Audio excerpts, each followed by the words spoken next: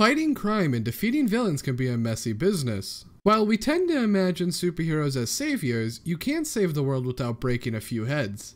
In this episode, we are going to check out some of the largest and most surprising body counts from our beloved champions. Superheroes are meant to save lives, aren't they? While most heroes tend to avoid the loss of experience, we can't deny that mistakes happen. Henchmen don't have wings, and they do make a habit of flying off buildings. Some representations may see the bad guy trapped in a web or just being dazed after a massive fall.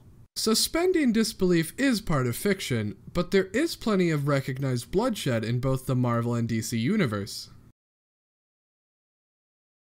First up on the list is Superman. It shouldn't come as a surprise that a Kryptonian with laser-hot vision and superhuman strength has quite the murder count. We love to think as Clark Kent as a quiet gentleman, but the truth be told, plenty have fallen at Superman's hand. Most notable is the execution of 3 of his own people through the use of green kryptonite. Ouch. That situation was a bit murky, but we can't deny that plenty of Superman's victims deserved it. No one is mourning General Zod. Except perhaps most of the population of Metropolis during Man of Steel. Not so heroic now, are we, Starboy? Speaking of, DC's Starman 2 iterations have blood on their hands, though only Mikael Thomas Starman admits his enjoyment of the thrill of the kill. The MCU's Black Widow, Natasha Romanoff, comes in at 48 confirmed kills. Though frankly, with her history, we can assume this number soars beyond what's officially stated.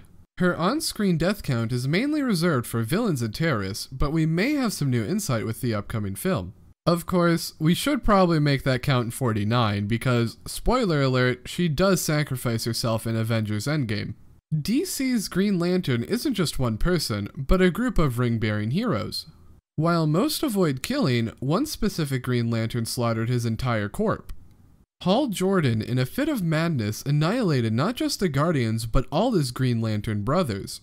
You have to wonder if Ryan Reynolds has ever contemplated a sequel to his most hated role. The possible therapeutic value of murdering CGI Green Lantern clones might heal some of the guilt of birthing that abomination of a modern film. Captain America isn't any better. In fact, he's statistically worse. In addition to crashing several helicarriers, we can't forget the countless Nazis during World War II. Body count? 14K. Not to be left behind is Wonder Woman. It's refreshing to know she never minced words about her lack of no-kill policy. While she always erred on the side of justice, she isn't against spilling blood to achieve her goal. However, she also shoved a sword into Batman's chest, so maybe justice isn't always her primary motivation for violence. Last, and not so surprisingly least, is The Flash. While on screen, Barry Allen might battle some demons, but is very cautious not to kill anyone unnecessarily. That is, until you read the comic. Volume 1 of The Flash gives us Allen murdering Professor Zoom. Granted, he killed the love of his life and was threatening his new fiancée, but what the hell, Barry? Weighing in at a big fat 1 kill is The Flash. Sure, there are plenty of murderous heroes, Wolverine comes to mind, and some have lost their way.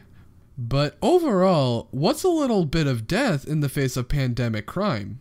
What do you think? Comment below and don't forget to follow and subscribe to be notified on our latest episodes.